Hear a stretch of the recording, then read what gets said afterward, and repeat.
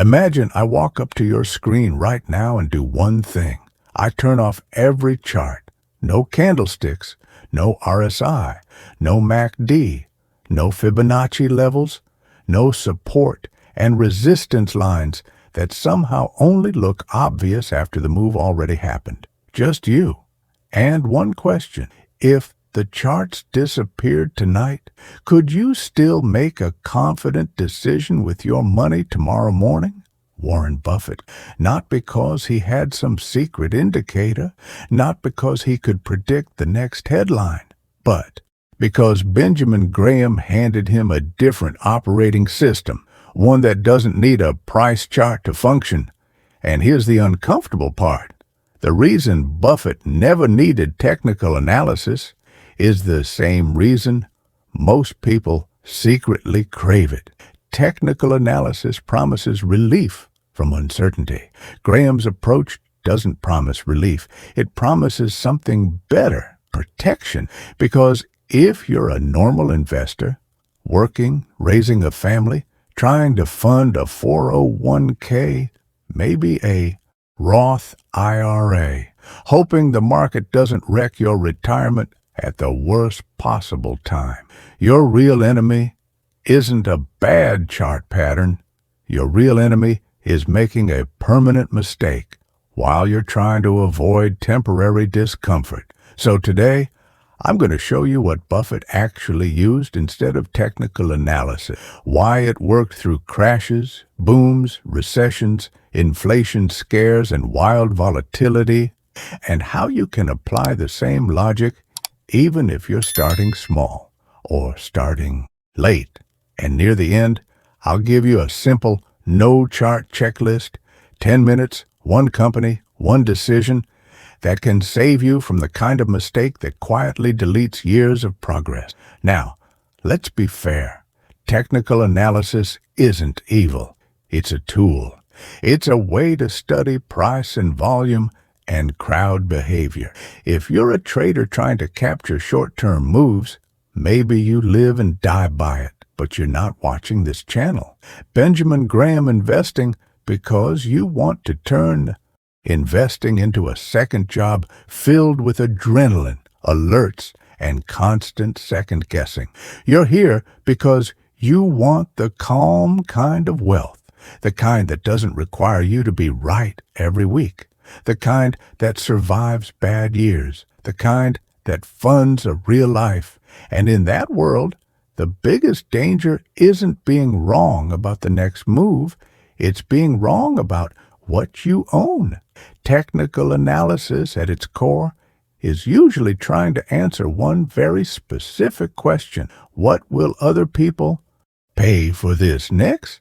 Graham's investing starts with a completely different question. What is this business worth? Those two questions sound similar. They're not. One is about prediction. The other is about appraisal. One depends on crowd psychology. The other depends on business reality. And that's why Buffett didn't need technical analysis, because he wasn't trying to win the same game. Most investors don't notice this because charts feel like clarity. They look scientific. They look disciplined. They feel like a way to tame chaos. But let's say something out loud that almost nobody wants to admit. A lot of chart watching is emotional management disguised as analysis. When the market is loud, when the Fed is in the headline, when interest rates jump, when inflation won't let go, when everyone's arguing about recession, when some AI stock is exploding or collapsing, your brain wants a simple answer. A line crossing another line feels like an answer. A pattern feels like an answer. A breakout feels like an answer. And that sense of certainty, it's intoxicating.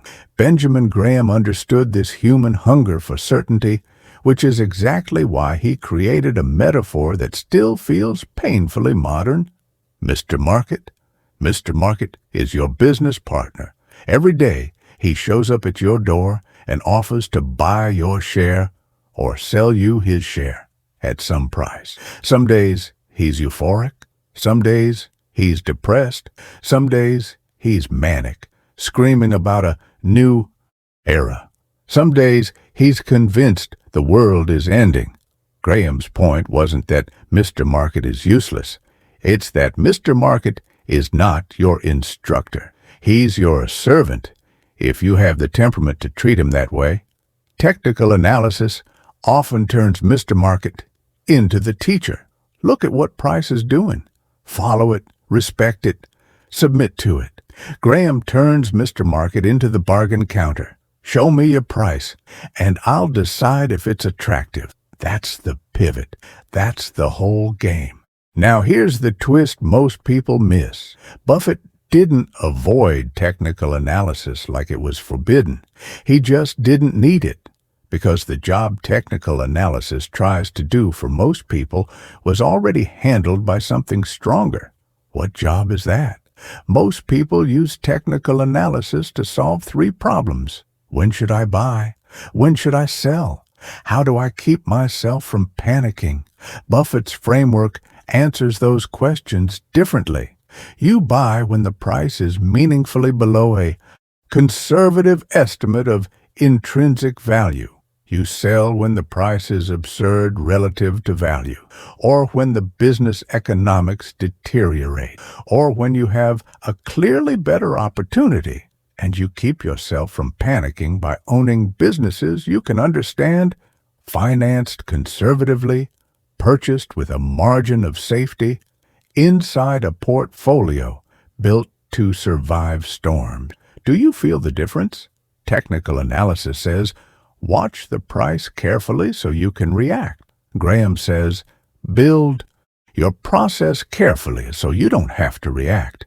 And that's why this approach fits real life, because your retirement doesn't depend on your ability to stare at charts during a random Tuesday panic. It depends on whether your plan still works when you're tired, distracted, scared, and human.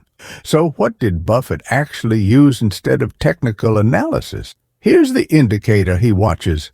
It's so boring most people skip it. It doesn't blink. It doesn't trend on social media. It won't go viral on finance TikTok. It's the relationship between the price you pay and the value you get. Price is a number. Value is a judgment. And that judgment becomes a lot less mysterious when you stop thinking like a speculator and start thinking like a business owner. Let's make intrinsic value feel simple, not mystical. If a business can reliably produce cash for owners over time, free cash flow, earnings power, what Buffett sometimes calls owner earnings, then that stream of cash has a value today, not a perfect value, not a precise value, a reasonable value. Graham never asked you to be a wizard. He asked you to be conservative. Conservative means you assume tougher conditions than the rosy story. Conservative means you demand a discount. Conservative means you prepare for the future by admitting you don't know it. That discount is the margin of safety. Think of margin of safety like this. You're not trying to build a bridge that holds exactly 10,000 pounds because you calculated the average truck weight. You build the bridge to hold 30,000 pounds because you respect uncertainty. Most people use technical analysis to predict whether the truck is coming. Graham says, just build the bridge strong enough. In investing terms, you can't control volatility. You can control what you pay, what you own, and whether the business can survive. That's why Buffett could ignore charts, because a chart can't tell you if a balance sheet can survive higher interest rates. A chart can't tell you if debt is manageable. A chart can't tell you if earnings are stable or if they're a one-time mirage. A chart can't tell you if a company is funding dividends and buybacks from real free cash flow or from borrowing. So, if you want the Graham and Buffett alternative to technical analysis, here it is in plain English. Stop trying to time emotion. Start pricing reality. Now, before we go practical, I want to disarm a common misunderstanding. This isn't about never looking at price. Price matters. It's literally what you pay. This is about refusing to treat price movement as information about value. A stock can drop 30% and become safer because the margin of safety widens. A stock can rise 30% and become more dangerous because now you're paying for perfection. Charts often train your brain to do the opposite. Chase what's moving, fear what's falling. Graham trained you to reverse it. Be suspicious when the crowd is euphoric. Be curious when the crowd is depressed. This is why Buffett can sound almost calm in moments that make everyone else frantic. He's not calm because he's numb. He's calm because his decision isn't anchored to the last 5 days of price action. It's anchored to the underlying business. Now let's make this useful. If you're watching this and thinking, okay, but how do I actually do this without turning into a full-time analyst? Good. That's the right question. Graham wrote for the defensive investor, the person who wants good results with reasonable effort and who values safety and consistency over excitement. So here's a Graham-style checklist you can run without a single chart, not as a guarantee, not as financial advice, as a thinking tool, one that forces you to act like an owner, not a gambler. First, financial strength.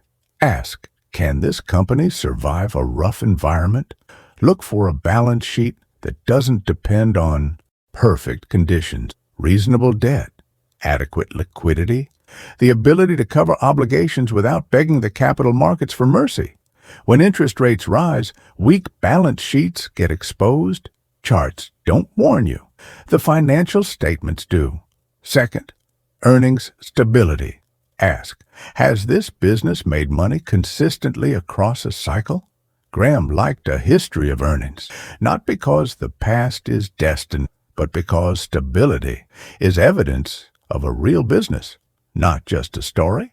If profits exist only in perfect years, you're not investing, you're hoping. Third, the quality of the business economics. You don't need to say moat to understand the idea. Just ask, does this company have something that keeps customers, pricing power, or repeat demand? If the business is a commodity with no edge, your valuation better be extremely conservative. Fourth, shareholder discipline. Dividends aren't magic, but they are a reality check. Buybacks aren't always good, but they reveal management's capital allocation. Ask, are shareholders treated like owners or like an afterthought? If a company constantly issues stock while promising growth, you may be paying for dilution. Fifth, valuation sanity. This is where most people want to run back to charts because valuation feels hard. Let's make it less hard. You don't need a perfect DCF model to recognize insanity. If a company has to grow flawlessly for 10 years just to justify today's price, you don't have an investment. You have a prediction. Graham's approach is the opposite. You look for situations where reality can be merely okay, and the investment still works. That's margin of safety again. Sixth, the margin of safety requirement. This is the rule that changes your life, if you actually follow it. Before you buy, decide what would have to be true for you to be wrong. If your answer is nothing because the chart looks strong, that's not a margin of safety. That's a mood. A margin of safety is a buffer between your conservative value estimate and the price you pay. If you can't explain your buffer in one sentence, you probably don't have one. Seventh, the behavior rule. This one matters more than the spreadsheet. What will you do if the stock drops 25% after you buy? Most people don't have a rule. They have a hope. They hope it won't happen. They hope they'll handle it. Hope is not a strategy. A Graham-style behavior rule sounds like this. If the business remains sound and I bought with a margin of safety, a lower price isn't a threat. It's either a hold or potentially an opportunity. If the business deteriorates or the thesis was wrong, I exit based on fundamentals, not panic. Notice what's missing. I sell because it broke support. Again, no hate for traders, but for investors, that's often just outsourcing your discipline to a line on a chart. Now, right about here, someone always says, okay, but Buffett buys wonderful companies, not just cheap ones. True, Buffett evolved. He learned, especially from Charlie Munger, that a truly high-quality business can be worth paying up for within reason. But even that evolution didn't turn him into a chart reader. It turned him into a value investor who thinks more deeply about quality. The spine is still Graham: price versus value, margin of safety, temperament, rational appraisal. And that spine matters even more when the market gets speculative. When you see meme stock energy, story stocks, the temptation to buy whatever's trending because it feels like everyone else has a map and you don't. Let me tell you the quiet tragedy of modern investing. The tragedy isn't that people lose money in a risky trade. The tragedy is that normal people, teachers, nurses, engineers, small business owners, people building wealth over decades, get pulled into speculation right when they can least afford it. They tell themselves it's investing because it's in the stock market. They tell themselves they'll manage risk because they have a stop loss. They tell themselves they're being smart because they watched a few videos and learned some indicators. And then the market does what the market always does. It changes the weather. Volatility spikes. A headline hits. A correction turns into a drawdown. A drawdown turns into a bear market. And the stop loss triggers at exactly the moment fear is highest, selling low, locking in damage, destroying the compounding that was supposed to fund their future. This is why Graham's work is still a rescue rope, because Graham wasn't trying to help you feel smart. He was trying to stop you from getting hurt. Now let's talk about the part that almost nobody wants to talk about because it's not exciting.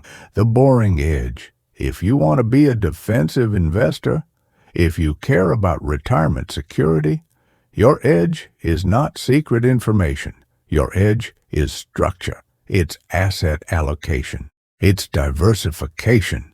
It's keeping enough cash for real life. It's holding high-quality bonds or treasuries when appropriate. It's rebalancing. It's minimizing fees. It's refusing to turn your portfolio into a referendum on the latest narrative. Charts can't do that for you. You can have the best technical setup in the world and still get wrecked if your portfolio is built like a house of cards. Graham understood something that sounds boring until you live through a real crisis. Your portfolio has to match your temperament and your time horizon. If you're investing for retirement, you're not trying to be brilliant for a month. You're trying to be unbreakable for decades. And this is where the defensive investor blueprint becomes practical. You decide ahead of time what percentage belongs in stocks and what percentage belongs in bonds or cash-like instruments based on your risk tolerance and your need for liquidity. You accept that markets will fluctuate. You rebalance periodically, not because you can predict the future, but because you respect risk. Rebalancing is quiet discipline. It forces you to trim what became expensive and add to what became cheap without needing a crystal ball.